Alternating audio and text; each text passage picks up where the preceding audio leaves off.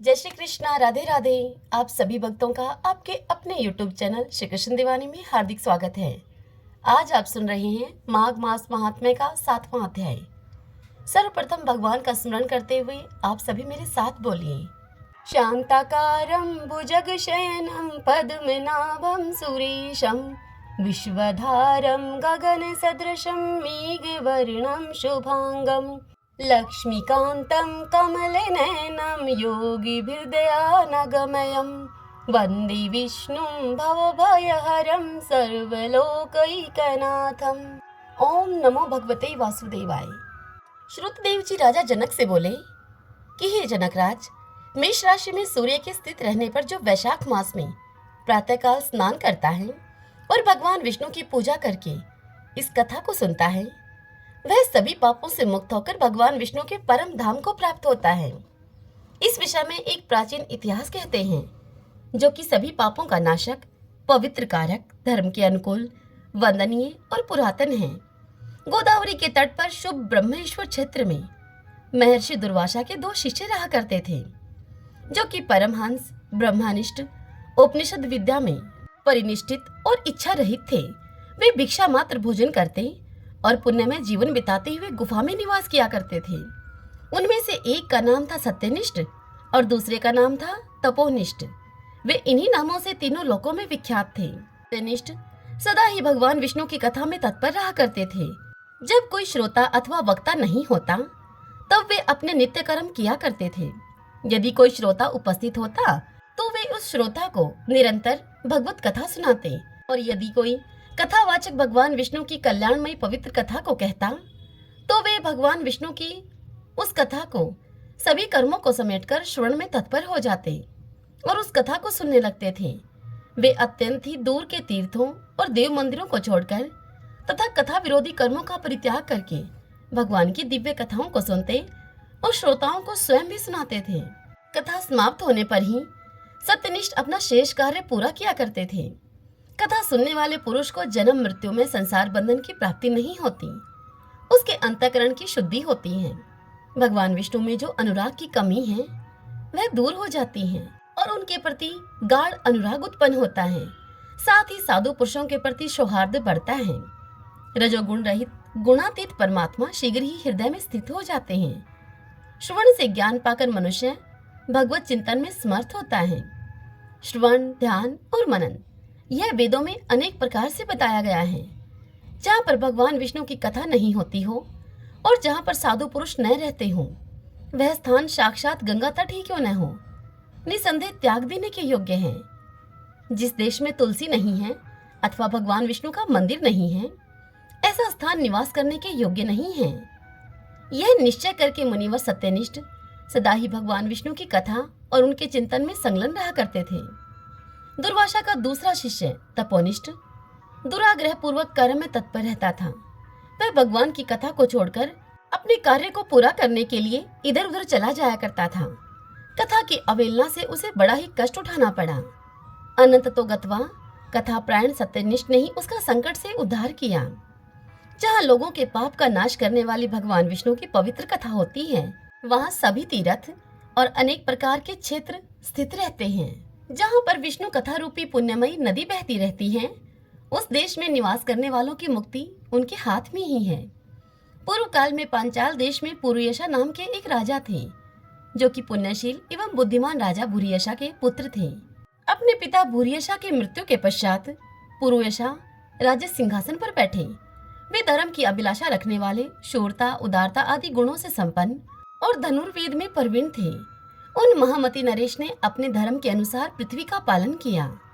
कुछ काल के पश्चात राजा का धन नष्ट हो गया। हाथी और घोड़े बड़े बड़े रोग से पीड़ित होकर मर गए। उनके राज्य में ऐसा भारी अकाल पड़ा, जो कि मनुष्यों का अत्यंत ही विनाश करने वाला था। पांचाल नरेश राजा पुरुयशा को निर्बल जानकर उनके शत्रुओं ने उन पर आक्रमण किया और युद्ध में उनको जीत लिया। तदंतर पराजित हुए राजा पुरुयशा ने अपनी पत्नी शिखनी के साथ पर्वत की कंदराओं में प्रवेश किया। उनके साथ उनकी दासी और सेवकगण भी थे। इस प्रकार छिपे रहकर राजा मन ही मन विचार करने लगे कि मेरी यह क्या अवस्था हो गई है। मैं जन्म और कर्म से शुद्ध हूँ, माता और पिता के हित में तत्पर रहा हूँ। गुरु भक्त, उदार, ब्राह्मणों का सेवक, धर्मपरायण, सभी प्राणियों के प्रति दयालु, देव पूजक और जितेंद्रिय भी हूँ मैं।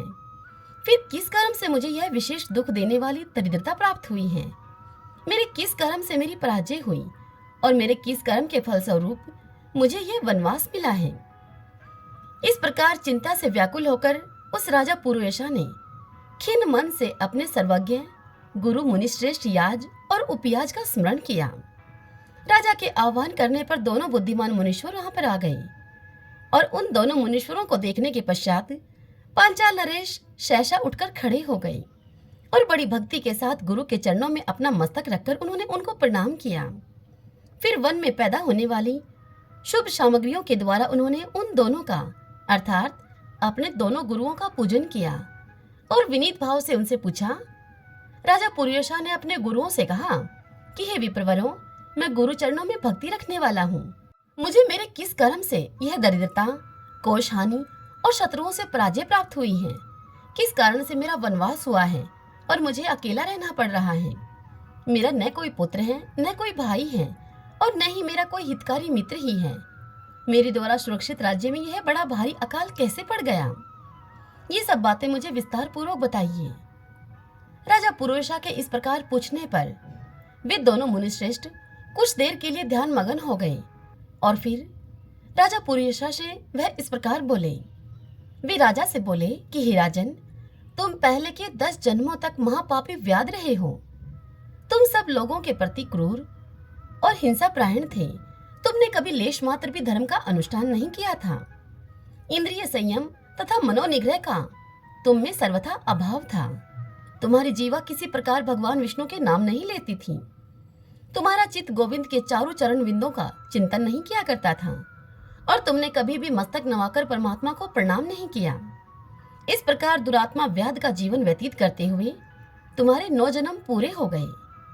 तुम्हारा 10वां जन्म तुम्हें प्राप्त होने पर तुम सह पर्वत पर पुनः व्याध हुए। वहां सब लोगों के प्रति क्रूरता करना ही तुम्हारा स्वभाव था। तुम मनुष्यों के लिए यम के समान थे, दयाहीन, शास्त्रजीवी और हिंसा प्रायण थे। तुम अपनी स्त्री के साथ रहते हुए राह चलने वाले पथिकों को तुम बड़ा ही कष्ट दिया करते थे।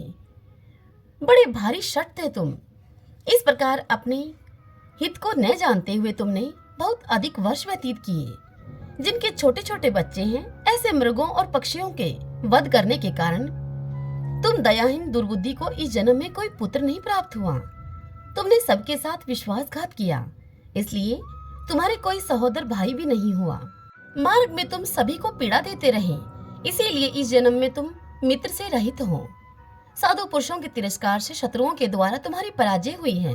तुम्हारे द्वारा कभी दान नहीं दिया गया।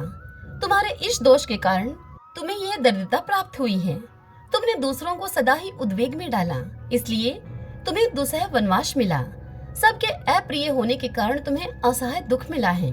तुम्हारे क्रूर कर्मों के फल से ही इस जन्म में मिला हुआ राज्य भी तुम्हारा छिन गया है।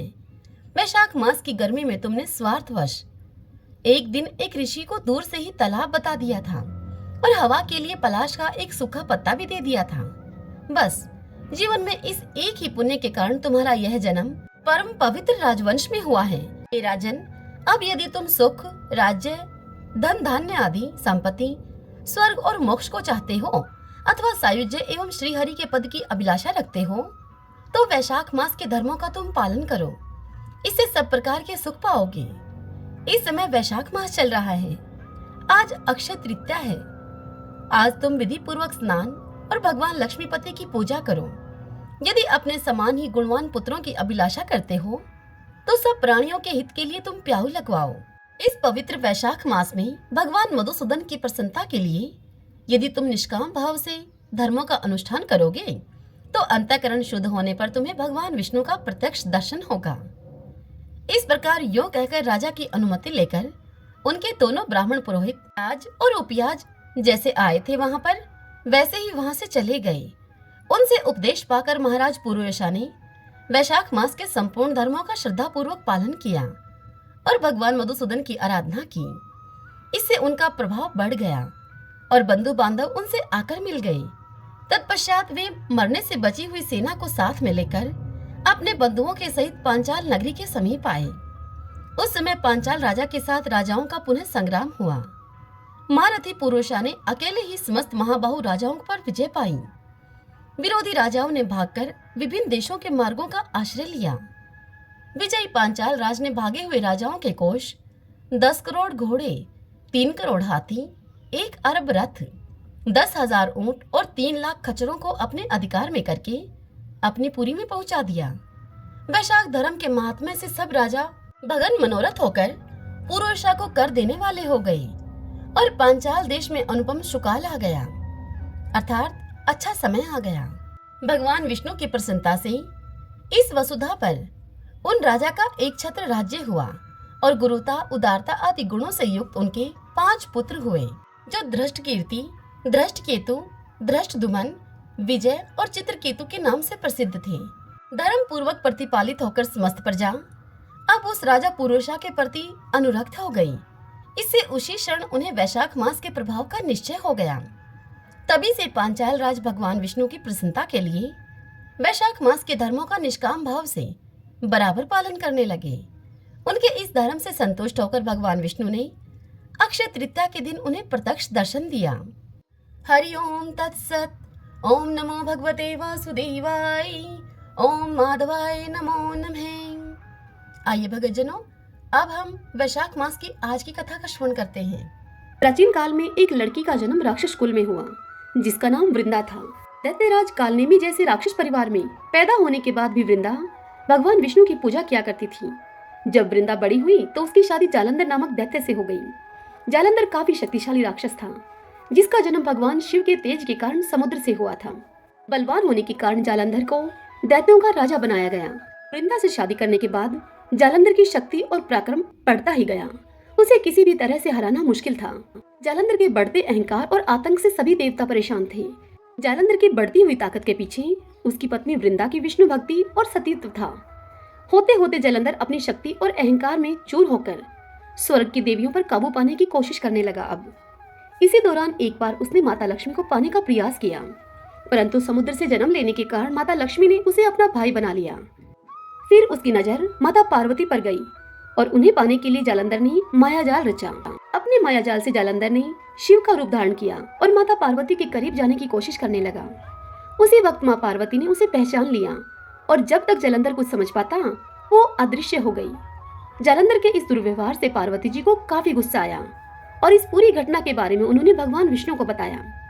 इधर जालंधर भगवान शिव से पार्वती जी को पाने के लिए कैलाश पर्वत पर युद्ध कर रहा था। तभी भगवान विष्णु ने जालंधर को सबक सिखाने की ठानी।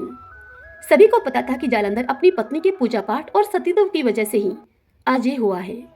ऐसे में भगवान विष्णु ने जालंधर को हराने के लिए उसकी पत्नी का पतिव्रत धर्म भंग करने के लिए मायावी चाल चली। भगवान विष्णु एक साधु का रूप धारण करके वृंदा से वन में मिलने के लिए गए। उनके साथ 2 मायावी राक्षस भी थे, जिन्हें देखते ही वृंदा डर गई। तभी भगवान विष्णु ने उन दोनों राक्षसों का वृंदा के सामने ही वध कर दिया। वृंदा यह देखकर समझ गई कि ये कोई आम व्यक्ति नहीं है। उसी पल वृंदा ने साधु से अपने पति के बारे में पूछा। साधु बने हुए भगवान विष्णु ने अपनी माया शक्ति से 2 बंदर प्रकट किए। दोनों बंदरों के हाथों में जालंधर का सिर और धड़ था। यह देखते ही वृंदा बेहोश हो गई। कुछ समय के बाद होश में आने पर वो साधु से अपने पति को दोबारा जिंदा करने की प्रार्थना करने लगी। वृंदा की विनती सुनकर उसकी आंखों के सामने ही साधु ने अपनी माया से जालंधर के कटे हुए शरीर के हिस्सों को जोड़ दिया और स्वयं उस शरीर में समा गए। वृंदा को जरा सा भी अंदाजा नहीं था कि उसके साथ ऐसा छल किया गया है। जालंधर का रूप धारण किए हुए विष्णु जी को वृंदा अपना पति समझकर रहने लगी। वृंदा के ऐसा करने से उसका सतीत्व भंग हो गया, जिसके बाद जालंधर कैलाश पर्वत में युद्ध हार गया। जब वृंदा को यह सच पता चला तो उसने गुस्से में विष्णु भगवान को पत्थर बनने का श्राप दे दिया। इस घटना के बाद वृंदा स्वयं सती हो गई। जिस स्थान पर वह भस्म हुई वहां तुलसी का पौधा प्रकट हुआ। विष्णु भगवान वृंदा के पति भक्ति से प्रसन्न हुए और उन्होंने कहा कि हे वृंदा, तुम्हारी पति भक्ति देखने के बाद मुझे तुम प्रिय लगने लगी हो। अब सदैव तुम मेरे साथ तुलसी के रूप में रहोगी। तुम्हारे तुलसी रूप का जो भी व्यक्ति मेरे शालिग्राम के साथ विवाह कराएगा उसे 1000 गुना यश और पुण्य प्राप्त होगा। जिस भी मनुष्य के घर में तुलसी का वास होगा उस घर में कभी भी असमय यमदूत नहीं आएंगे। आगे भगवान ने कहा कि तुलसी के पौधे की पूजा करने वालों को गंगा और नर्मदा में स्नान करने के बराबर पुण्य प्राप्त होगा।